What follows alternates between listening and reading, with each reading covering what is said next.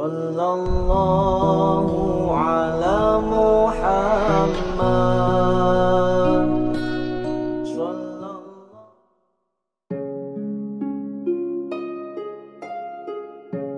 Ada beberapa prinsip hidup yang penting untuk kita ingat-ingat.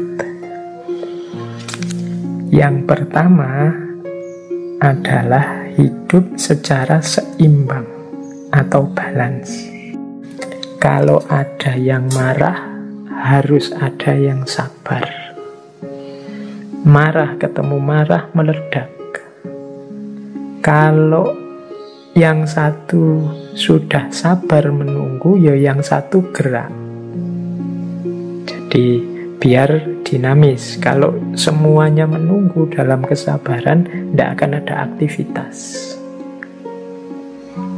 Jadi yang satu pasrah, yang satu nuntun. Kalau semuanya ingin nuntun, hasilnya tabrakan. Kalau semuanya nunggu dituntun, hasilnya tidak ada yang jalan. Maka hidup ini harus seimbang. Kalau yang satu sudah bersuara, yang satu tolong diam. Kalau semuanya bersuara, tidak jelas mana benar, mana salah. Atau semuanya diam, ya kebenaran akan hilang. Jadi jangan sampai beku, juga jangan sampai terbakar, meledak. Hiduplah secara seimbang. Yang kedua, keadilan.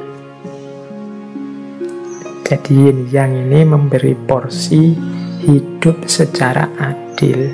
Hidup secara alami itu kan adil.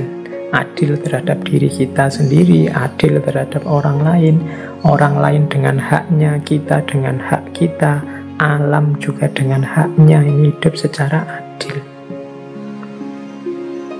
Ya kalau orang jatahnya 10, ya silahkan mengambil 10, kita beri 10, itu adil. Ini yang hidup secara alami. Kalau makanan itu muatnya di perut kita satu piring, ya kita makan satu piring saja, itu adil. Adik kita yang masih sekolah SD, ya sangunya 5.000 misalnya, tapi yang sudah kuliah sangunya 50.000, itu adil. Sesuai porsi dan proporsinya, yang alami. Yang baik dipuji, yang jelek dicaci, enggak ya, yang jelek diingatkan, ditegur. Ini berarti adil. Jadi kita akui memang hidup ini ada hitam, ada putih, dan saling berdialektika. Tapi juga kita porsikan segalanya sesuai porsinya. Yang ketiga, hidup secara sederhana atau simplicity. Seperti tadi ya, tidak ada energi yang terbuang sia-sia, tidak ada kesembronoan, tidak ada kesia-siaan. Paradigmanya pas saja. Sederhana bukan berarti kekurangan, tapi pas. Jadi pas itu ya, butuhnya tidur 5 jam, ya tidur 5 jam pas. Butuhnya kerja sehari itu mungkin 6 jam, istirahatnya sekian jam dalam sehari, ya dipenuhi saja secara pas, tidak berlebihan, tidak kekurangan. Nah yang keempat, keluasan. Jadi kesadaran kita terhadap pola hidup, ada yang yin, ada yang yang. Jadi ada yang, ada yin, itu membuat kita luas, tidak kaku. Tadi kan dijelaskan yin dan yang itu saling mengandung. Saling mengandung itu maksudnya dalam yin ada sedikit kandungan yang, dalam yang ada sedikit kandungan yin, maka luaslah.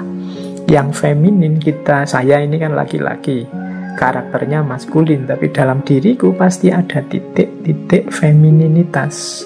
Sebagaimana pada saudari-saudari yang perempuan pasti juga ada muatan-muatan maskulinitas. Dalam gelap ada sedikit cahaya. Dalam cahaya kadang-kadang ada titik-titik kegelapan. Orang-orang baik, orang-orang soleh, orang-orang suci itu ya tidak kemudian kita artikan sama sekali, tidak ada titik hitam. mereka itu adalah bulatan putih, tapi sebagai manusia pasti pernah khilaf, pernah salah, pernah keliru. Mungkin hanya saja ditutupi Allah, jadi ada titik hitamnya pasti.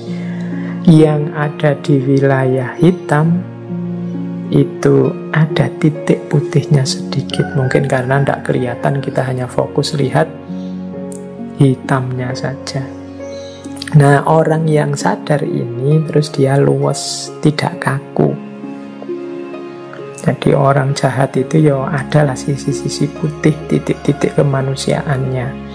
Maka seandainya benci juga tidak kaku. Atau orang soleh itu ya sebagai manusia ada juga pasti titik-titik hitamnya. Maka kalau mengidolakan, kalau suka juga tidak kaku.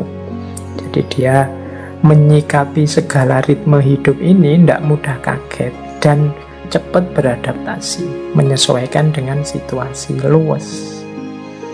Ada orang melakukan yang jahat, yang jelek, oh ya wajar, wong hidup ini memang ada yin, ada yang, ada positif, ada negatif. Kalau yang negatif tidak tampak, yang baik-baik juga akan kehilangan jati dirinya. Nah, ini orangnya luwes, tidak kaku. Kemudian di antara cirinya lagi adalah terbuka. Jadi terbuka itu maksudnya ngerti kalau hidup itu dinamis, saling mempengaruhi. Maka dia membuka diri untuk mendapatkan berdialektika dengan sekelilingnya secara alami, terbuka. Kalau dia pas salah, karena dia terbuka, dia bisa menerima nasihat.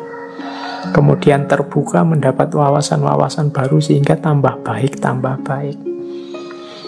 Karena dia sadar dia ada keterbatasannya. Meskipun aku ada di wilayah putih, aku punya titik hitam juga yang entah aku sadari entah tidak. Kalau aku terbuka maka semakin meningkat, mungkin titik-titik hitamnya semakin berkurang, dapat masukan-masukan baru. Kalau aku tertutup ya selesai, yang hitamnya tetap hitam, apalagi yang ada di wilayah hitam. Dan yang terakhir gembira.